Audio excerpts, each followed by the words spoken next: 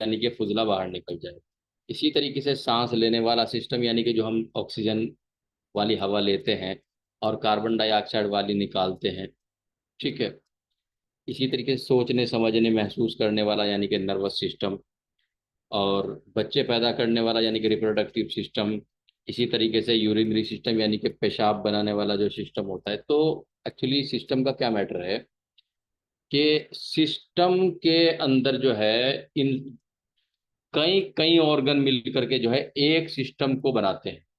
ठीक है। जैसे कि मान लीजिए डाइजेस्टिव सिस्टम है, तो डाइजेस्टिव सिस्टम जो है वो ओरल कैविटी से शुरू हो जाता है और एनस तक है। ठीक है। यानी कि लार्ज इंटेस्टाइन तक भी कुछ ना कुछ एब्जॉर्ब, कुछ ना कुछ डाइजेस्ट होता ही चला जाता है। तो उन सब चीजों को देखते हुए, या देखो अब ये जो डाइजेस्टिव सिस्टम है इसमें ओरल कैविटी इन्वॉल्व है, इसोफेगस इन्वॉल्व है, और स्टमक है, large intestine, small intestine, liver, pancreas, ये सारे के सारे जो ऑर्गन्स हैं ये। तो ऑर्गन से मिलकर के क्या बनता है, सिस्टम बनता है। सिस्टम यानी कि जो शरीर को चलाता है, शरीर को, जिस्म को काम करने का आगे जो है काम, क्योंकि इंसान का मतलब वो जो इंसान का मतलब वो जिसके सारे फंक्शन जो है प्रॉपर सही काम कर रहे हो उसको एक जिंदा इंसान कहते हैं, सीधी सी जबान में, समझने वाली भाषा में। तो ये होते हैं सिस्टम्स। अब सिस्टम बनते हैं बहुत सारे अंगों से मिलकर, और ये जो सारे सिस्टम हैं इनसे मिलकर के बनता है इंसान का संपूर्ण शरीर। तो बॉडी सिस्टम, सबसे पहले बॉडी सिस्टम यानी कि निजाम हाथ बदन। ठीक है। सिस्टम का मतलब क्या होता है, एक्चुअली कोई भी जिसके अंतर्गत कोई भी पूरा काम, एक प्रोसीजर पूरा हो जाता है, इसको बोलते हैं सिस्टम। देखिए सबसे पहले सेल। सेल कहते हैं कोशिका को, यूनानी में खलिया बोलते हैं। एक सेल को खलिया और एक से ज्यादा सेल्स को खलियात बोलते हैं। ठीक है। बहुत सेल यानी कि अब जो बहुत सी सेल होती है कि मिलने से टिश्यू यानी कि नसीज बनते हैं। सेल्स जब आपस में मिलती हैं तो मिलकर के क्या बनते हैं, बहुत सारी सेल्स से एक टिश्यू बनता है। ठीक है। और बहुत सारे टिश्यूज जब आपस में मिलते हैं तो ऑर्गन यानी कि उजू या ऑर्गन्स यानी कि आजा बनते हैं। उजू एक को कहते हैं, आजा एक से ज्यादा को कहते हैं। ठीक है। ऑर्गन को उजू कहते हैं, ऑर्गन्स को आजा कहते हैं। तो जब टिश्यू आपस में मिलते हैं तो बहुत सारे टिश्यू के आपस में मिलने से क्या बनता है, ऑर्गन्स बनते हैं। ऑर्गन यानी कि बहुत सारे जब ऑर्गन शरीर के जितने की जरूरत है तब वो मिलकर के प्रॉपर एक सिस्टम को बनाते हैं। ठीक है। तो उसको क्या बोल देते हैं, एक सिस्टम बोल देते हैं। जैसे कि रेस्पिरेटरी सिस्टम जो है, नॉस्ट्रिल्स यानी कि नाक के जो नथुने हैं यहाँ से शुरू होता है, और फेफड़ों की जो एल्वोलाई है वहां तक जो है रेस्पिरेटरी एक पैसेज है। रेस्पिरेटरी सिस्टम में ये सारे के सारे इन्वॉल्व हैं, जिसके अंदर नॉस्ट्रिल हो गया, नेजल कैविटी हो गया, फेरिंग्स हो गया, लैरिंग्स हो गया, ट्रेकिया हो गया, ब्रोंक्योल्स हो गया, एल्वियोलाई हो गया। तो ये पूरा का पूरा जो एक ब्रोंकियल ट्री है, ट्री इसलिए कह देते हैं क्योंकि इंसान के फेफड़ों के अंदर जो है, जैसे कि पेड़ से शाखें निकलती हैं, टहनियां निकलती हैं, इसी तरीके से इंसान के फेफड़े में टहनी टहनी सी होती हैं, तो उसको ब्रोंकियल ट्री बोल देते हैं। ठीक है जी। अब सबसे इंपॉर्टेंट इसमें क्या है कि बहुत सारे उजू मिलकर के एक सिस्टम बनाते हैं, क्योंकि हम सिस्टम पढ़ रहे हैं तो इसको मैंने हाईलाइट कर दिया है, स्टार बना दिया है। आगे एक लाइन आगे भी है, चूंकि उसका भी हमें पता होना जरूरी है, तो उस कर लेते हैं। सभी निजाम यानी कि सिस्टम्स के आपस में मिलने से बॉडी यानी कि जिस्म या शरीर बन, जब सारे सिस्टम आपस में मिलकर काम करने लग जाते हैं, मान लीजिए दिल भी अपना काम प्रॉपर कर रहा है, फेफड़े अपना काम कर रहे हैं, और मैदा यानी कि कुव्वत हाजिमा से मुतालिक जितने भी उजू हैं, जितने भी आज़ा हैं, वो सब अपने काम सही कर रहे हैं। सोचना समझना सही चल रहा है, यूरिनरी सिस्टम सही काम कर रहा है, एक्सक्रीटरी सिस्टम सही काम कर रहा है, हार्मोनल सिस्टम जो है वो सही काम कर रहा है, तो उसके बाद क्या बन जाता है, बॉडी बन जाती है, शरीर बन जाता है, और वो ठीक है जी। सिस्टम आपस में मिलकर जिस्म बॉडी के सभी कामों को संभालते हैं यानी कि करते हैं। ठीक है भाई जी। अब देखते हैं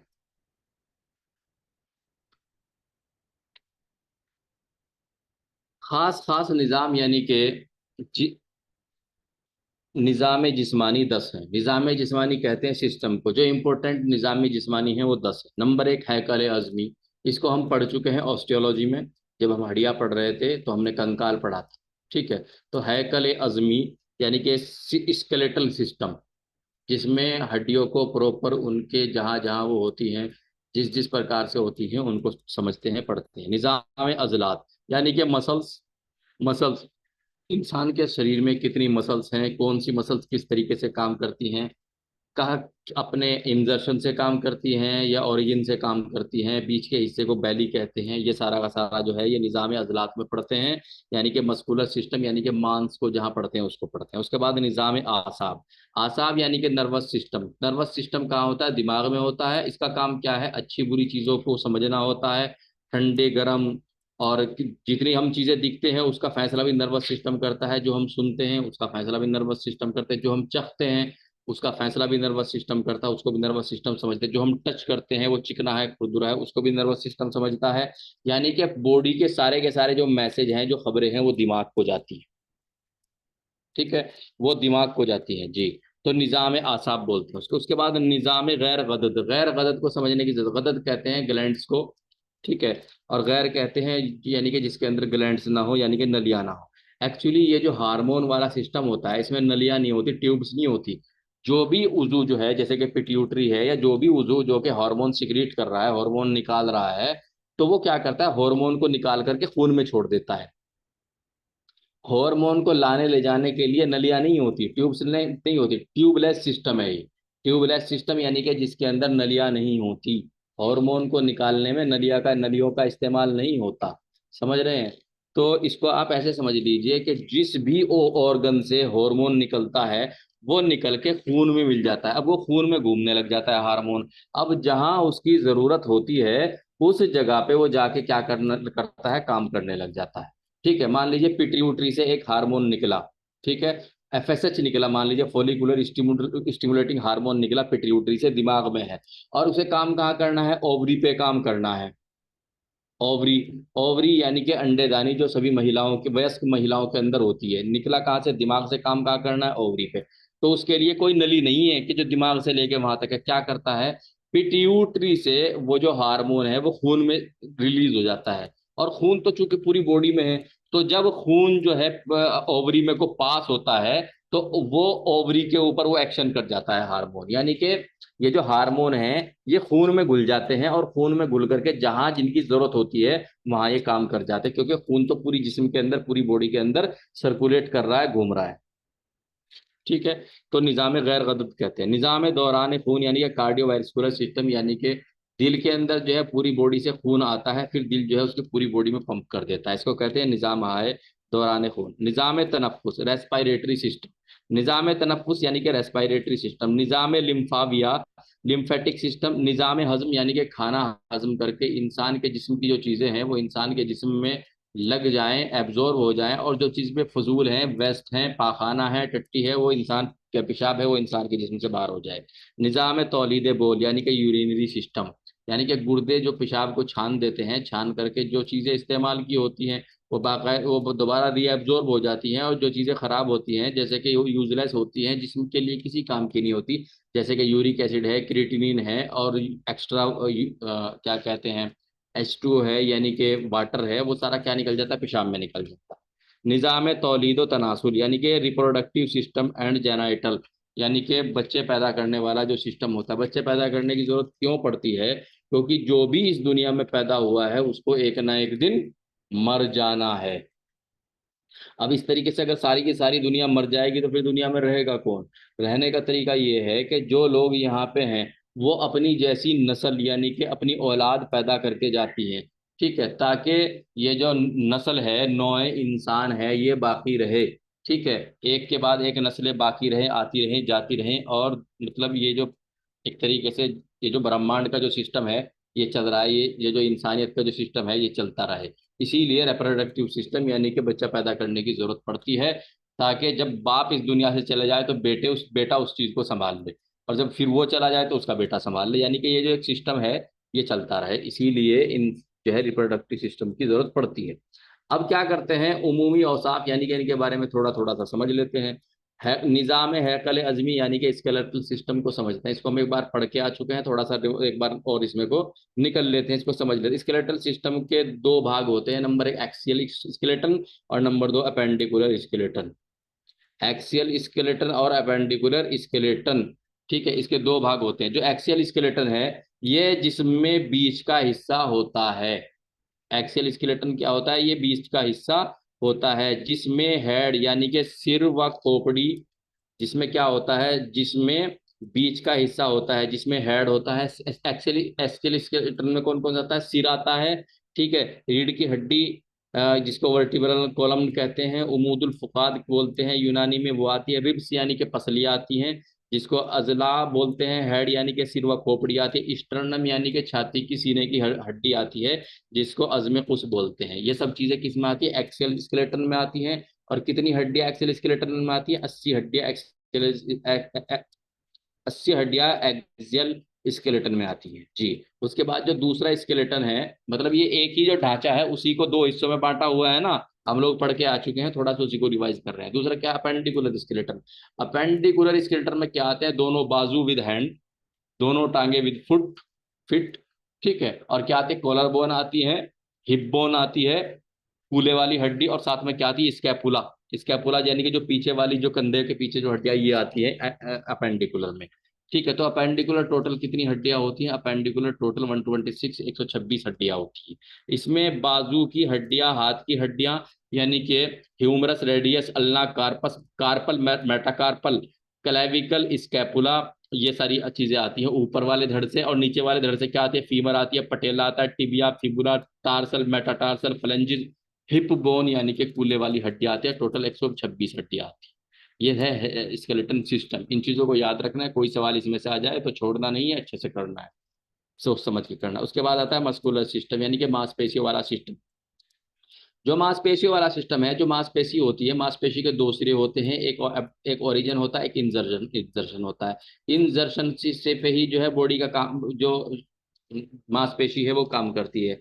मांसपेशी का काम क्या है? मांसपेशी का काम है इंसान को जो है एक तरीके से, जिस इंसान को क्योंकि मूवमेंट कराना, और इंसान खूबसूरत लगता है, बहुत सारे काम है जो कि हम मस्कुलर सिस्टम में पढ़ के आ चुके हैं। यहाँ थोड़ा सा समझते हैं कि अजलात के सिरों में जो है क्या होता है? टेंडन होते हैं। जहां अजलात वहां टेंडन होते हैं, सफेद सफेद, ठीक है। ये अजलात के सिरों में होते हैं। अब एक चीज होती है लिगामेंट, जिसको क्या बोलते हैं? रिबात। रिबात का क्या क्या है? रिबात जो है मांस को, मसल्स को और हड्डियों को आपस में जोड़ते हैं, कनेक्ट करते हैं, ठीक है।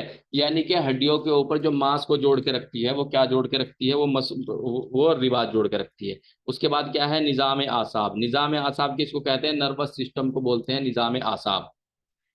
निजाम आसाम में क्या आता है? सेंट्रल नर्वस सिस्टम आती है। सेंट्रल नर्वस सिस्टम यानी कि जो दिमाग में नर्वस सिस्टम है, जो कि अच्छे बुरे की तमीज पैदा करता है, हर चीज को महसूस करता है, चाहे वो देखने वाली चीजें हो, चखने वाली चीजें हो, सुनने वाली चीजें हो, छूने वाली चीजें हो, हर चीज को महसूस करता है, ठीक है। और साथ में क्या क्या करता है ये? इसमें क्या क्या आता है? सेंट्रल नर्वस सिस्टम आता है, ब्रेन यानी कि दिमाग आता है, और स्पाइनल कोड यानी कि जो रीढ़ की हड्डी के ऊपर जो छोटा दिमाग है, ये आता है। इनसे मिलकर क्या होता है? नर्वस सिस्टम बन जाता है पूरा। अब इसका क्या काम है? ये जागरूकता, यानी कि इंसान जो होशियार है, समझदार है, वो सेंट्रल नर्वस सिस्टम की वजह से है, ठीक है। मूवमेंट यानी कि हरकत करता है इंसान, चलता फिरता है। सेंसेशन यानी कि महसूस करता है। सोचता है इंसान सेंट्रल नर्वस सिस्टम से, थाउट बोलते हैं। बोलना, जो हम बोल रहे हैं वो सेंट्रल नर्वस सिस्टम ही हमें बोल रहा है कि ऐसे सेंटेंस के बाद सेंटेंस जोड़ते चलिए, बात पूरी हो जाएगी। मेमोरी यानी कि याद रखना, ये सारी चीजें कैसे होती है? सेंट्रल नर्वस सिस्टम से ही ऑपरेट होती हैं, कंट्रोल होती है। उसके बाद क्या है? निजाम दौरान खून, कार्डियोवैस्कुलर सिस्टम। ये इंसानी जिस्म यानी ऑर्गन्स, आजा को खून की पूर्ति करता है। दिल का काम क्या है? दिल का पंप कर देना है, पूरे जिस्म के अंदर खून पहुंचा देना है। इससे क्या होता है? पूरे जिस्म के अंदर खून पहुंचता है, और ये जो खून होता है पूरे जिस्म के अंदर, जो खून पहुंच रहा है, ये खून का क्या काम करता है? ये खून पूरे जिस्म में पहुंच जाता है, और पूरे जिस्म में पहुंचने के बाद जिस खून, मतलब जिस ऑर्गन को जिस चीज की जरूरत होती है, प्रोटीन, फैट, कार्बोहाइड्रेट, जो भी, चूंकि सब कुछ खून में होता है, तो सब कुछ जो है वो उसको मिलता रहता है। एक तरीके से न्यूट्रिशन यानी कि गिजा, यानी कि खाने की, और ऑर्गन्स जो होते हैं, इंसान का जो शरीर है, इंसान के शरीर को क्या चाहिए? प्रोटीन चाहिए, फैट चाहिए, कार्बोहाइड्रेट चाहिए, ठीक है, मिनरल चाहिए, विटामिन चाहिए। तो ये सारी चीजें कहाँ होती है? ये खून में होती है, और खून से इंसान के शरीर को मिलती रहती है, जब खून वहां वहां आता है जहां जहां उसकी जरूरत होती है। फिर इंसान का शरीर जो है उस चीज को ले लेता है, और बाकी जो खून होता है उसको वापस फिर छोड़ देता है, वो खून वापस फिर दिल में पहुंच जाता है। इसको बोलते हैं कार्डियोवास्कुलर सिस्टम। अब जो आर्टरीज होती हैं जिनको शरियान बोलते हैं, आर्टरीज यानी कि शरियान, उनका क्या काम होता है, वो दिल से खून को लेकर के जाती है जिस्म में। और वेंस का क्या काम होती है, जिस्म से वापस दिल में ले जाती है। ये जो हमारी नसें ऊपर दिखाई दे रही है ये वेंस है। इनमें जो है, इनमें डीऑक्सीजेनेटेड ब्लड होता है, यानी कि वो ब्लड जो कि जिस्म के अंदर एक बार आ चुका है वो वापस दिल में जा रहा होता है। इसी के अंदर हम कैनुला फिट करते हैं, यानी कि जिस ब्लड के अंदर हम कैनुला फिट करते हैं, यानी कि वेन में, नस में, वो डीऑक्सीजनेटेड ब्लड होता है, यानी कि वो ब्लड होता है जिसमें कार्बन डाइऑक्साइड की मात्रा शरीर से मिल जाती है, ज्यादा हो जाती है। जी। अब इसमें कौन कौन से होते हैं, हार्ट यानी कि निजाम दौरान का मरकज है, यानी कि खून वाला जो सिस्टम है, इसका जो सेंटर है वो क्या है, हार्ट है, यानी कि दिल है। और दिल कहाँ होता है, छाती के बीच में लटका हुआ होता है। ठीक है। ट्रेकिया, ट्रेकिया जिसको कसबतुर्रिया, सांस वाली नली, इसका भी कुछ ना कुछ रोल है। ईसोफेगस, अच्छा ये क्या होता है देखिए, ट्रेकिया के सामने, ट्रेकिया यानी कि जो सांस वाली नली होती है, दिल इसके सामने होता है। और जो खाने वाली नली जिसको ईसोफेगस कहते हैं, मरी कहते हैं। और डिसेंडिंग अयोर्टा यानी कि जो खून, डिसेंडिंग अयोर्टा जो दिल से खून लेकर के जा रही है, उसके पीछे होता है। दिल के आगे क्या होता है, ईसोफेगस होता है, और डिसेंडिंग डिसेंडिंग अयोर्टा होती है। ठीक है। दिल इनके पीछे होता है, इसोफेगस के पीछे होता है और डिसेंडिंग एओर्टा के पीछे होता है। और सामने किसके होता है, ट्रेकिया के सामने होते हैं। ट्रेकिया यानी कि हवा वाला पाइप, इसोफेगस यानी कि खाने वाला पाइप। ठीक है। दोनों फेफड़ों को रियातैन बोलते हैं। हार्ट एक अजलाती यानी कि मस्कुलर ऑर्गन है। ठीक है। ये सीने में अपना काम करता है, सीने में यानी कि चेस्ट में रहता है। अब लिम्फेटिक सिस्टम को आप मोटा मोटा सा समझ लीजिए। लिम्फेटिक सेल्स होती है, इसके अंदर लिम्फ नोड्स होते हैं, afferent and efferent lymphatic vessels होते हैं, बस इसका इतना ही है। इसके बाद क्या करते हैं, रेस्पिरेटरी सिस्टम, यानी कि सांस, सांस लेना सांस निकालना। ठीक है। इंस्पायरेशन एक्सपायरेशन, इंस्पायरेशन सांस को इन करना, एक्सपायरेशन सांस को एक्सपेल कर देना, बाहर निकाल देना। निजाम तनफ्फुस यानी सांस खींचना लेना और बाहर निकालने वाला सिस्टम। रेस्पिरेटरी सिस्टम नेजल यानी कि नोस्ट्रिल के नथुनों से शुरू होकर फेफड़ों की एल्वियोलाई तक होती है, जिसमें नोस्ट्रिल नेजल कैविटी, नोस्ट्रिल किसको कहते हैं, नथुनों को बोलते हैं। नेजल कैविटी जो नाक के अंदर की खाली जगह उसको बोलते हैं। फेरिंक्स, लाइनिंग्स क्या होता है, गला होता है। ट्रेकिया सांस वाले पाइप को कहते हैं। ब्रोंक्योल्स और एल्वियोलाई जो है ये फेफड़ों के अंदर होते हैं। और एल्वियोलाई सबसे लास्ट स्टेज होती है जहां तक इंसान जो है सांस अपना खींचता है। फिर एल्वियोलाई के बाद ये जो ऑक्सीजन होती है ये खून में मिल जाती है। अगर ये सवाल पूछ लिया जाए तो गैसियस एक्सचेंज कहाँ होते हैं, तो एल्वियोलाई में होते हैं। ठीक है। एल्वियोलाई में से ही जो है जो ऑक्सीजन है वो खून में मिल जाता है, और खून से जो कार्बन डाइऑक्साइड होता है वो जब वापस खून में मिल जाता है, कार्बन डाइऑक्साइड। ठीक है भाई। उसके बाद क्या होता है, डाइजेस्टिव सिस्टम, निजाम हजम। ओरल कैविटी से शुरू होता है, एनस तक होता है। ठीक है। खाने की नली है। एलिमेंट्री कैनाल क्या है, एक खाने की नली है जो कि मुंह से लेकर के एनस तक होती है।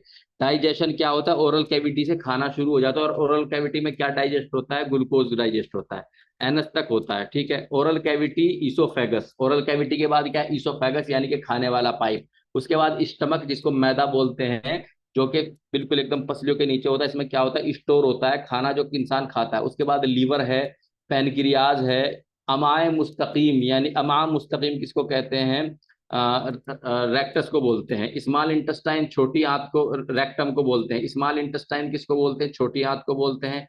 अमादिकाक, लार्ज इंटेस्टाइन को बोलते हैं। गाल ब्लडर, मिरारा, ये सभी महत्वपूर्ण रोल अदा करते हैं डाइजेस्टिव सिस्टम में। जी। इसके बाद क्या है, निजाम तौलीद बोल, यानी कि यूरिनरी सिस्टम, पेशाब बनाने वाला सिस्टम। गुर्दे खून को छानते हैं, गुर्दों के अंदर क्या होता है, खून जाता है, छनता है। तो जो अच्छी चीज होती है वो वापस जो है वो खून में आ जाती है, और जो वेस्ट होता है इंसान के बॉडी का, यानी कि जैसे यूरिक एसिड है, क्रिएटिनिन है, वो क्या होता है, वो खून में चला जाता है, निकालते हैं। यूरेटर काजफैन, यूरिनरी ब्लडर मसाना यूरेट्रा के जरिए निजाम तौलीद बोल में कंप्लीट हो जाता है। यानी कि क्या होता है, यूरेटर देखिए, सबसे पहले किडनीज हुए, किडनीज को क्या बोलते हैं, कुल्लियतैन बोलते हैं। उसके बाद यूरेटर, यूरेटर यानी कि मोटी मोटी दो दो पाइप होते हैं जिनके अंदर पेशाब छन के निकलता है। निकलने के बाद वो कहाँ इकट्ठा होता है, सारा का सारा यूरिनरी ब्लडर यानी कि मसाने में, यानी कि जहाँ पेशाब इकट्ठा होता है। ठीक है। यूरिनरी ब्लैडर में होता है। और यूरिनरी ब्लैडर के बाद क्या होता है, यूरेथ्रा, यानी कि आगे जो पेशाब की नली है इंसान को, उसमें को निकल जाता है। ठीक है। जी। जो यूरेथ्रा की लंबाई है वो मर्दों में 20 सेंटीमीटर होती है, औरतों में 4 सेंटीमीटर होती है। मर्दों में जो है 16 सेंटीमीटर ज्यादा होती है। ठीक है। जी। Reproductive system and genital system. Reproductive system किसको बोलते हैं? बच्चे पैदा करने वाला सिस्टम। निज़ाम तौलीद तनासुल। फीमेल जेनाइटल ट्रैक्ट में क्या क्या आते हैं? फीमेल जेनाइटल ट्रैक्ट में बुलवा आता है, बुलवा को यूनानी में शर्मगा कहते हैं। क्लाइटोरिस यानी कि बुजुर आता है। शुफरान सगीरान यानी कि शुफरान सगीरान, labia minora, Shufiyan Kabiran, labia majora आता है। फैलोपियन ट्यूब आती है और ओवरीज आती है, यानी कि जिसको ओवरीन को क्या बोलते, ओवरीज को क्या बोलते हैं? खुशियतुर रहम बोलते हैं। ओवरीज को क्या बोलते हैं? खुशियतुर रहम बोलते हैं जी। अब मेल जेनाइटल ट्रैक्ट में क्या क्या होता है? मर्दाना निज़ाम तौलीद तनासुर, यानी कि मर्दाना जो उजू ऑर्गन्स होते हैं उसमें क्या क्या होता है? टेस्टिस होते हैं, यानी कि फोतिए होते हैं। वासा डिफरेंस होता है, वासा डिफरेंस होती है यानी कि मनी को लाने ले जाने वाली जो पाइप होता है उसको बोलते हैं।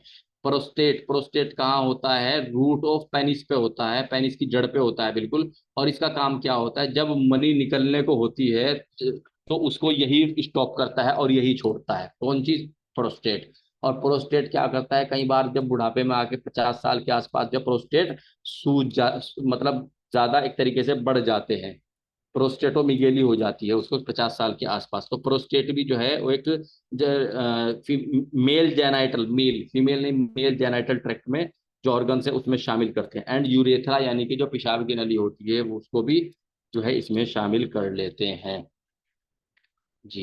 अब इसमें जो किसी को समझ में ना आया हो मुझे पूछ लीजिए। ये पूरा सिस्टम हमने कंप्लीट कर दिया। आज इतना ही, बाकी आगे हम कल देखेंगे। अब फिलहाल जो है मैं इसको अनम्यूट, सॉरी, स्टॉप कर रहा हूँ। आप लोगों को सबको अनम्यूट कर रहा हूँ, जिसको जो